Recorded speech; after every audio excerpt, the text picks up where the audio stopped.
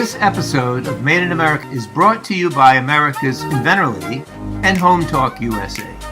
Home Talk is a proud member of the King's Broadcasting Network, which has been bringing you the best in home-based innovation since 1998. Hi, everyone. Thank you so much for being with us for this episode of Made in America.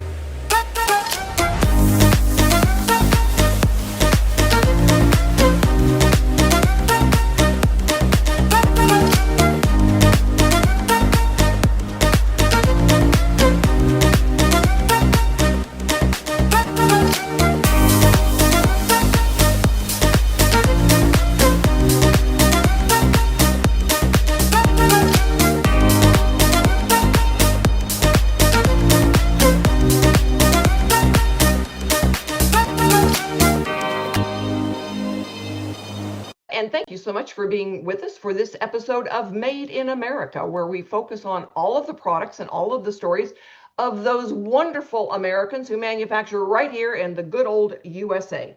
And my guest today for Made in America is Don Skaggs, and he has been working with different folks who have been manufacturing in America for some time, and is out of the wonderful state of Kentucky. And you know what? In Kentucky, they know how to make stuff. I think they know how to do. They know how to make stuff in a lot of the states. But you know, you're my guest, so we're talking about you and Kentucky. So tell us about some of the products that you know are made in America.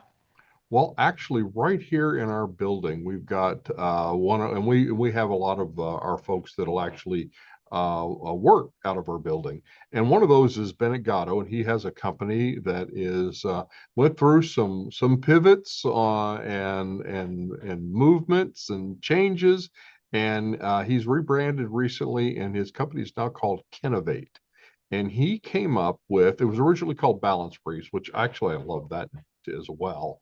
But he is a physical therapist, and he had these patients that kept falling, elderly patients, and they just couldn't stand, they couldn't keep their balance. They would walk, they'd fall several times a day. Every time he was with these folks, they would they'd be fine. He'd say, okay, walk, stand with a wider stance, and walk like John Wayne, and you're fine. And there were, and then he'd leave, they'd forget that, and then they'd fall again. So he came in here one day. I got a ringside seat to this, and this was so cool. And he had like sewn or taped or whatever up these pads on the inside of the thighs of these pair of briefs. And guess what? He had his patients walk around in these god awful ugly things that glue sticks and duct tape kind of thing, but it worked. And he said, they're not falling. I leave and they're not falling at all. And so he said, well, that's great. Okay, let's go down to a seamstress. And there was like these two Russian sisters, or Ukrainian sisters, I think. And they were like making, like 20 pairs up for him.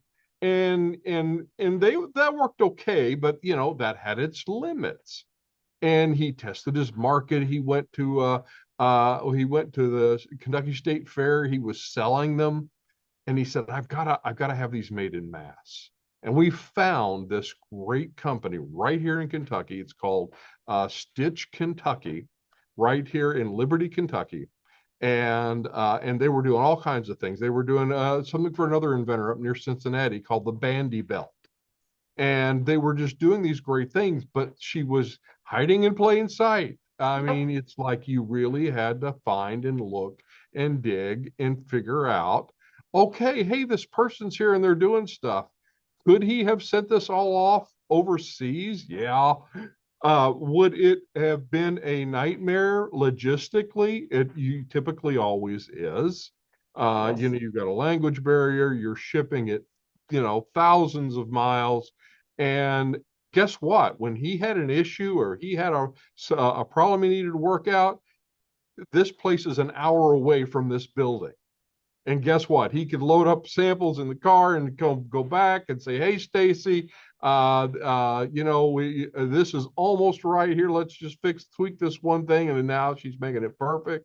And it worked great. So and we've had these Stacy people are out there. Yeah, we've had Stacy on the show. Yes. Made in America. She's been on the show. She's talked about what they're doing there. She's wonderful. I've sent inventors to her when they've had a textile product. And she is so wonderful, and she's an inventor herself, so she Yes. knows she She knows the is. roller coaster ride. She's And even the manufacturing issues of trying to do something that is made in America, and exactly. all of the parts, the policies, the issues of manufacturing right here in America. And for some folks that are, they go into manufacturing mode, being able to get to the plant where it's being made is critical. I know I used to have people say, well, I'm going to China to see, about the manufacturing. It's like, call a travel agent, go on vacation, get somebody here who knows what they're doing.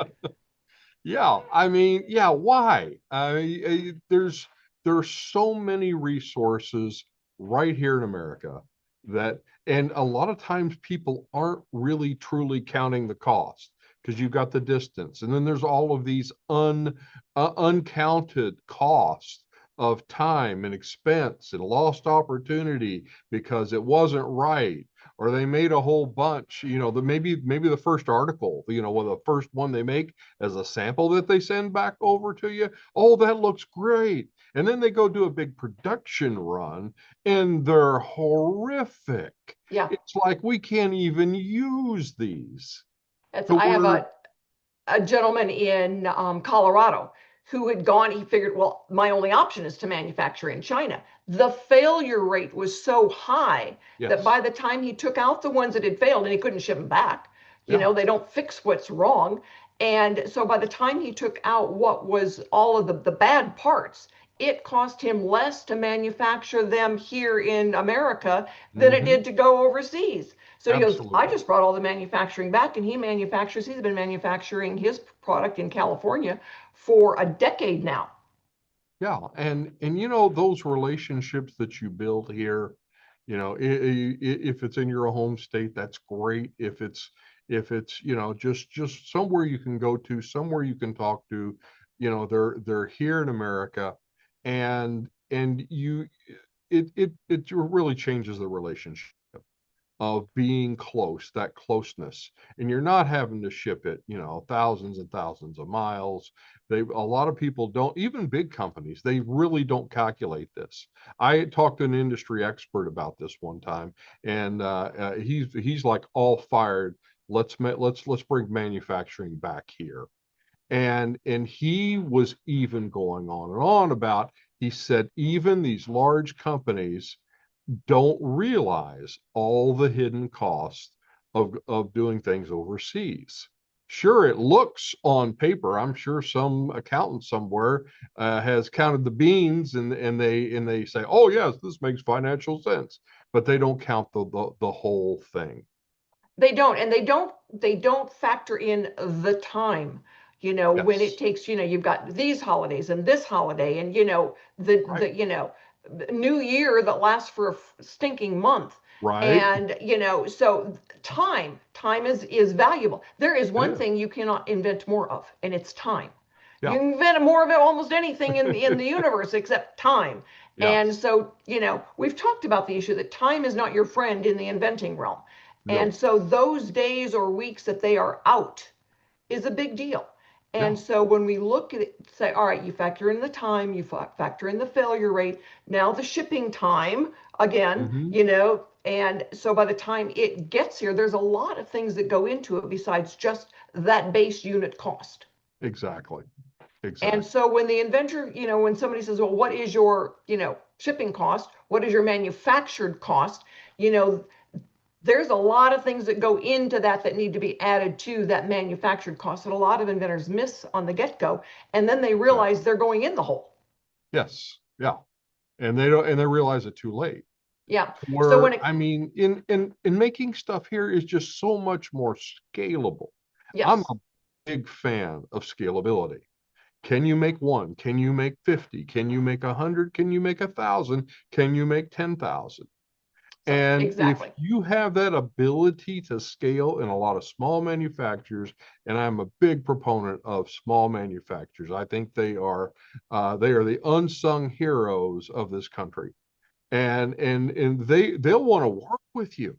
It's not Yes. like this big corporate, oh, well, we have to check with these, 5 different departments before we do something at all, before we sneeze or blow our nose.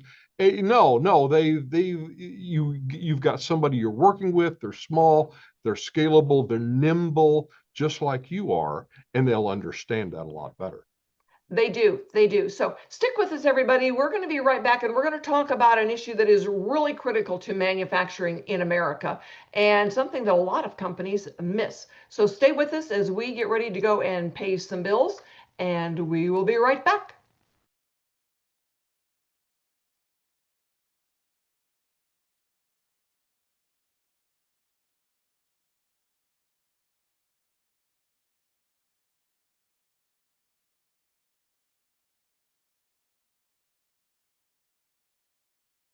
And thank you so much for being with us for this episode of Made in America. And we love to talk about products that are made right in our own backyard. And my guest for this segment is Andre Roy. Andre has been manufacturing for 15 years now or so, around there. A product Correct. called PineRite. I use it. I have been using it for my entire family has PineRite in their house, their kitchen, their bathroom, wherever they need it. This is an amazing product.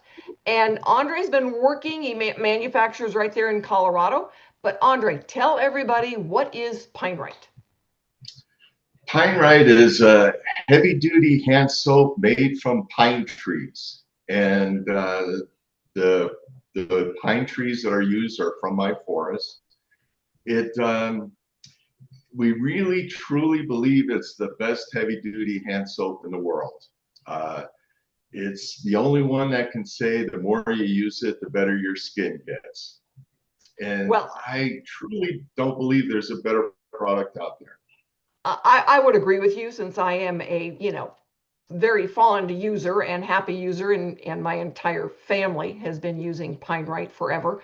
And So, it's funny because I've got an ex-husband and I am fairly good friends with his wife. And I was sending her, PineRite, and told her to order it. So she now orders her own PineRite. He says, there's a problem when your new wife is getting packages from your ex-wife. And so, we've always chuckled and laughed about that because she gets so many different products, from clients. But PineRite was one of the big ones because she had a bit of a skin irritation. And, PineRite is one of those products that you can, you ship all over the world, right, Andre? Yeah, correct. China is starting up again. We're about the only soap that's allowed back into China, and and it actually comes from an issue I had with the forest, with my forest. So it actually solved the problem that I had, and it introduces new sciences, and it helps people all over the world. Mostly in the United States. I don't want to get too exaggerated, but we're pretty much all over the United States now. Well, and it's funny because the back in the day of the beetle kill, all right, and they would strip the trees down and you would have these huge piles of bark and needles and smaller branches, and they'd take the logs out and make fancy furniture with it. And you're thinking, oh my goodness, there has got to be a better hot dog. And, so what can you do with leftover pine debris? And the fact that you turned it into a soap is actually brilliant. Yeah, it's exactly the way you had said. I have a fairly large parcel of land. The beetle kill came in, which is a devastation to the forest. And I went to the Forest Service and what to do, and they told me nothing. And the problem you just can't fix, and your trees are worthless anyway. I was actually told that, and so from that meeting, I had a thought and how to process trees. I use the stored electrical energy in a tree to electrocute itself to dust. And Okay, so, that's some pretty serious science. How did you know that a tree could electrocute itself? to be honest with you, I didn't know. uh, it's one of those things you build it first and then figure it out later. And yeah, I know it sounds funny and a little absurd, but I built my machine.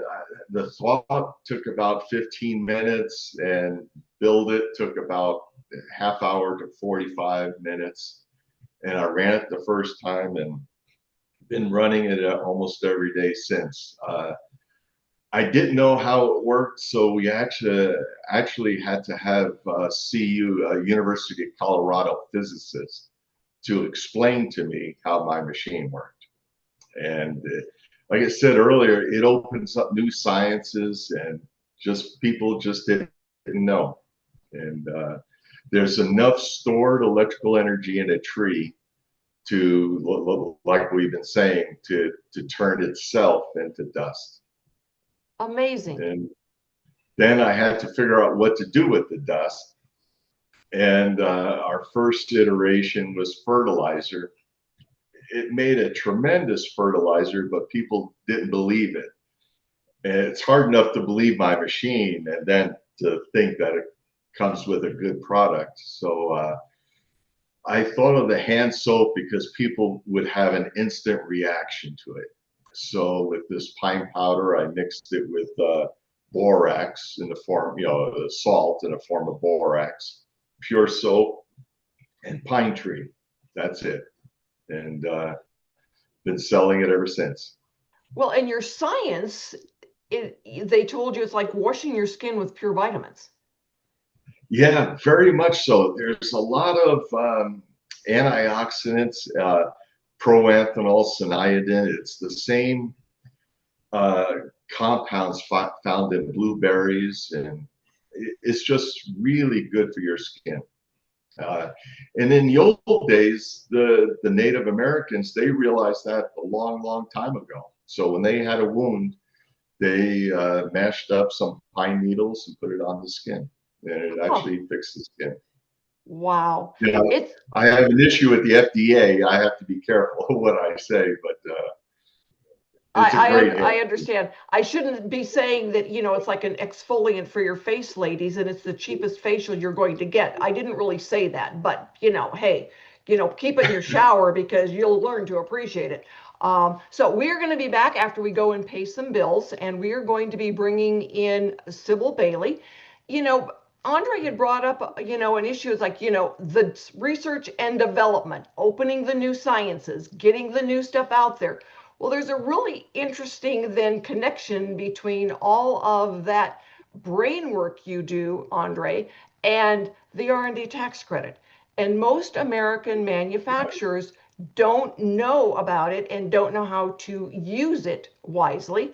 And I met Sybil 6 months ago or so, and was able to start learning. I mean, the first time I heard about the R&D tax credit, I thought it was a scam, but no, it's been around for decades. And so we're going to talk a little bit about that because there's a lot of made in America factories, inventors, and business people that don't know how to use this. So stick with us, everyone. We will be back to talk more about Made in America because we want to share with you all the stories and the products that you can go out and buy. And we'll let you know where to go and buy PineRite in just a minute.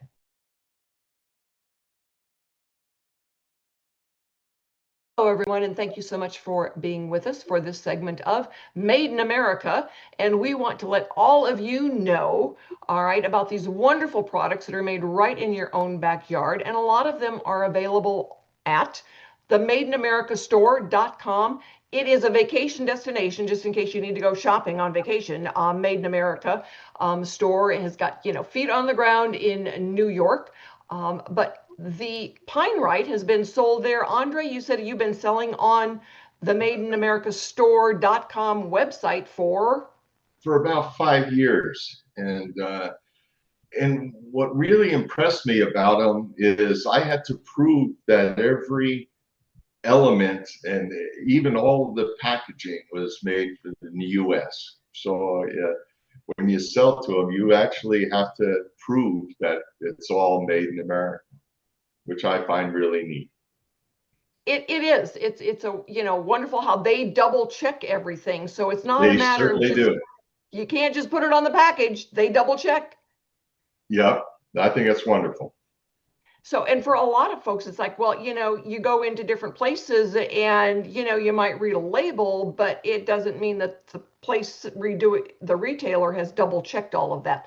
And so we're very pleased to know that the Made in America store.com really does double check all of that. Correct. You've got to show them proof. So, and a lot of manufacturers and, the folks who are making it, there's a difference between the manufacturer and then the company that is having it made. They're not always the same. Sometimes there's, a little bit of a, swing in there. But you actually manufacture your own product. You go out to your warehouse and you watch it be done. Correct, Andre? Very, very much so. And there even are trees. Yeah, So, there are your trees. So when you are, going through this, and I know you told me you've got a new product that's in development, you are constantly watching, doing the research and development as you improve your product. very much so. Well, it's very simple concept. The more you have to sell, the more you sell.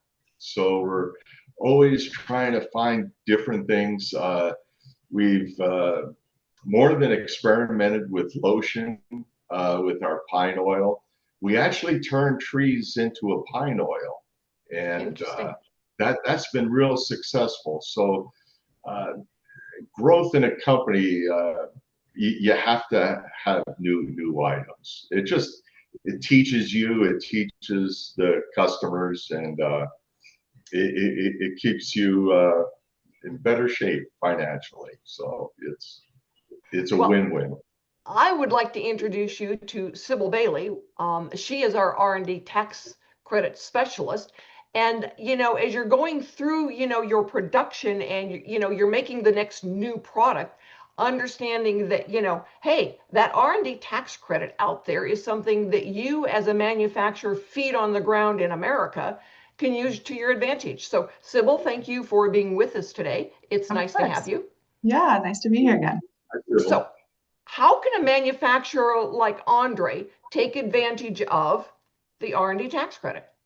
Yeah, so the R&D tax credit, it's a super powerful incentive that the government basically put in place to create more innovation and growth within the United States. So you guys were kind of talking on all the points. This is going to be for those folks that have employees or contractors that are sitting in the US doing the research work within the United States.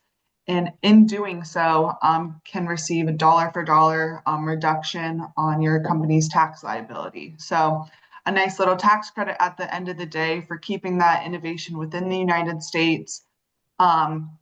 You were kind of talking on some of the points, Andre, that the government really wants to see, the IRS wants to see to ensure that a company is eligible for the credit. So one, there must be a permitted purpose. So that activity that you're doing or creating or improving a new product must be established. You must go through that elimination of uncertainty, which hearing of your story of how you kind of came to the product that you now have, it definitely sounds like you walked through some of those uncertainties. Three, it must be technological in nature. So it must be based on a hard science. And then four, you must go through that process of experimentation. So at least for your company, it sounds like you're checking all those boxes pretty easily. Yeah, The products that you brought to market. So, Sybil, how far back could Andre go to take advantage of that credit? Yeah, so there's a 3-year moving window. So if you haven't ever claimed the credit, now's a great time to jump on it, but you can look back up to 3 years and also claim the credit for those 3 prior years if you haven't claimed it. You can use all those credits against your income tax liability. So, great. Andre, do you have a question for Sybil? When you talk about R&D, a lot of times you're selling a product at the same time. You're putting it up the flagpole to see if people salute. If it doesn't work out, is that a good example? Would I be able to get a credit for that? Yeah, that's a perfect example. So, like I mentioned, they want to see that you went through that elimination of uncertainty and that process of experimentation process. So, even if there are products that you weren't able to get to market, as long as they're a part of that roadmap of getting to that final product that you ended up with, there's definitely some qualification there. And our team would be happy to kind of walk through those details with you. But it definitely a finished product is not the only product that we'll be able to kind of look into. Great, great. So I think, when I first found out about it, and I've learned a lot since then, I know just enough about the R&D tax credit to not try to answer any questions, but to call Sybil. Because, that's, it's like practicing law without a license. You do not practice tax without a license. And, or at least not without some know-how, because it is complicated. And, it's been around for a long time, but it is still complicated and there's lots you need to do. So for the folks that are licensing, all right, and it's being manufactured someplace else, they don't have the same advantage that Andre does, where he's manufacturing, right in his own backyard and, constantly fine tuning the product. Yeah, that's important, the fine tuning and just experimenting with different soaps, let's say, as an Yeah. example, made in the U.S. Sometimes it works, sometimes it doesn't. When it doesn't, you lose a little money, and that would be probably a good example of the tax credit. Yep, that's a perfect example. Yeah, the government wants to see it wasn't a super clear paved path that you had to go through some of those trials to get to where you got to in the end, and they understand it's a financial risk in addition to kind of the other work that you're going to be doing to get that product to market. So that's kind of where the credit was first established, is to kind of give a little bit of a kickback for continuing that innovation within the U.S. and keeping those employees within the United States as well. So when somebody first said it to me, it's like, I didn't invent, a new electric car. And so I think it's really important. It's like, all right, you don't have something that's super high tech. You're not flashing off into space, or driving a new electric car. But the research and development that you guys are talking about and the science can be on a product like a new soap, new lotion, those types of things, as long as there are certain factors in place. So we're going to be right back. We've got to, go off and pay some bills, but we will be right back with another segment of Made in America, because you know what? There's an advantage to making in America right now, and it's called the R&D tax credit. We'll be right back.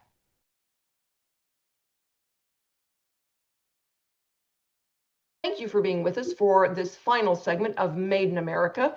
This segment is brought to you by Product Quick Start. They do a lot of the different manufacturers prototyping, teeing up for manufacturing in America or any place else that makes the most sense for the cost of the product. Noah McNeely is our man for manufacturing. And we have got two guests right now. We've got Sybil Bailey with the our R&D tax credit specialist, although that's not the name of the company, that's the name of the program, and Andre Roy, the inventor of PineRite, which is the most amazing soap I've ever used in my life. And my entire family always gets it in, their Christmas stocking. So the R&D tax credit, Sybil, the company, give us the company name. Yeah, so we're Arvo Tech, and we previously were known as Claris R&D, but have had some recent company changes, so kind of getting back to our roots, and we're now under Arvo Tech. So that's the name you're going to see us by moving forward. So if you are out there and you are interested in learning more about the R&D tax credit, we do have a link and a QR code on the Invent America, America's Inventor Lady. We've got that QR code almost everywhere. And it will take you directly to the page for this early phase of, learning more about that R&D tax credit. And Andre, as you've gone through now over the years of research and development, how many different products do you actually have in the marketplace? Four. We have four. That includes the different sizes. We have a bar soap made from pine trees. We have the pine oil, and we have probably the best soap in the world, Katie PineRite, for the ladies, and then the regular PineRite. And I do have a question for Sybil. Part of the R&D is attorneys, large attorneys' fees, as far as getting the patent. Would that be included in the? So unfortunately, those fees aren't going to be captured. The main areas that are going to be captured for the calculation are going to be Box 1 W-2 wages for US-based employees, contracting expenses for US-based contractors, and supplies that were consumed or destroyed during the R&D process. So adding those three areas, the three buckets up, the credit will roughly be 7 to 10% of those qualified research expenditures. But as Rita mentioned, using that QR code, you can definitely schedule a free consultation with somebody from our team. We can walk through kind of what your credit could possibly look like and other inventors that are interested in claiming the credit as well. Great. So we're getting your information out to a lot of the different manufacturers in America that are going through, because a lot of times when they're like on Andre, you've got your baseline product, but you're constantly looking at fine tuning, you're looking at the new technologies. And so for anybody that feet on the ground in America, that Made in America gives you then that easier access to the R&D tax credit. Yes, definitely. Yep.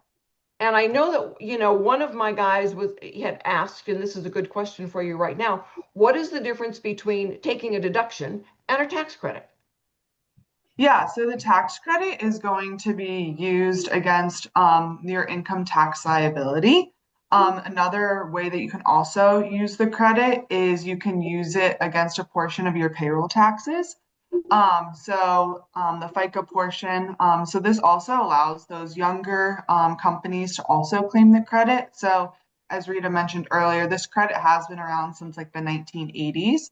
When it was originally established, it was really only those larger companies that were claiming the credit because they're the only ones that had that income tax liability to actually use the credit against.